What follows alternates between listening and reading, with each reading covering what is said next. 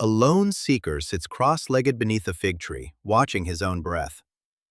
The world around him pulses with noise, markets, wars, family duty, the ache of longing. Yet within, something deeper stirs. Four ancient paths are set to cross right here, but none lead where you'd expect. Why do millions chase discipline, devotion, wisdom, or service only to end in the same silent place? How can four roads map such wildly different journeys, yet all promise the same destination, a state said to be beyond pleasure or pain? If you want more explanations like this, subscribe and hit like. The real answer is stranger than it sounds. Imagine your mind as a chariot racing through a storm. The senses are wild horses tugging you in every direction. One path yanks hard on the reins: discipline, ritual, posture, breath. This is Raja Yoga, the so-called royal road, made famous by Patanjali's ancient text, the Yoga Sutras. Control the body, still the mind. But here's the hidden catch. Even the steadiest charioteer will eventually hit a fork in the road. Effort alone can't quiet the deepest doubts. What then? Another path tosses logic to the wind and leaps into love, utter devotion, surrender, chanting the names of the divine. This is Bhakti Yoga, the way of the heart. In villages and temples, millions lose themselves in song, weep before statues, offer flowers to gods they may never see. Is this madness, or a shortcut to the same silent center Raja Yoga seeks? Harvard's Dr. Lisa Miller found that deep devotional practice measurably reduces anxiety and depression, rewiring the brain's default mode network. Is it the God or the letting go?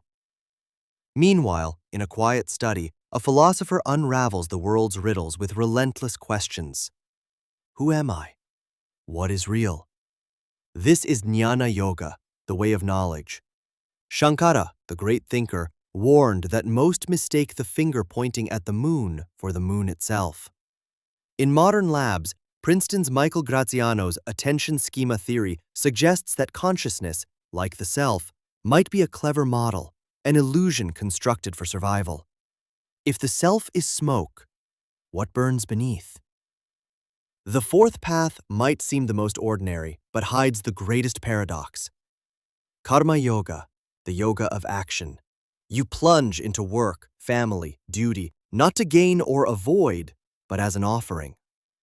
Krishna tells Arjuna on the battlefield, "Do your duty, but do not claim its fruits."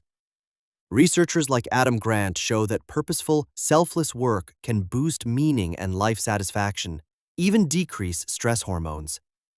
Yet the secret isn't what you do, but how you let go of craving reward. Four roads, four impossible promises. Control your mind, yet let go of control. Surrender your heart, yet question everything. Lose yourself in knowledge, yet act in the world as if you have one.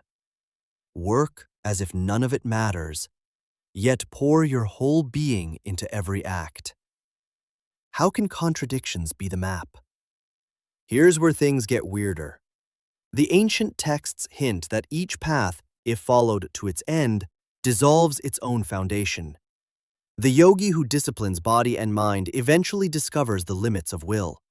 The lover, lost in devotion, finds the line between self and beloved blurring away.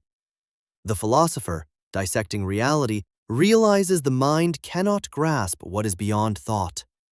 The doer, acting without attachment, finds the world itself begins to feel dreamlike, actions rippling into silence. Modern neuroscience catches glimpses of these states. At NYU, Dr. Zoran Josipovich's fMRI scans of advanced meditators show unusual patterns.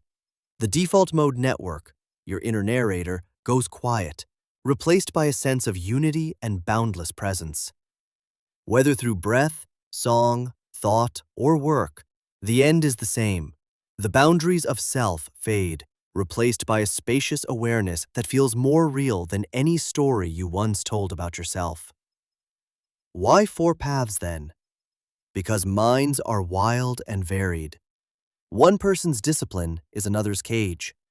Some hearts break open through music, some through logic, some through service, some through stillness.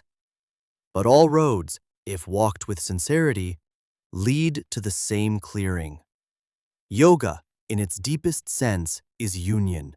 Not just stretching or sweating, but dissolving the false walls between self and world, effort and surrender, seeking and finding.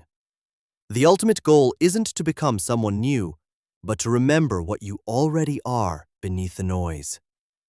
So you sit beneath your own fig tree, breathing, loving, questioning, working. 4 roads stretch out before you, but the map is in your hands. In the end, the seeker, the path, and the goal all vanish into stillness. And all that's left is the silent pulse of being you noticed at the very start.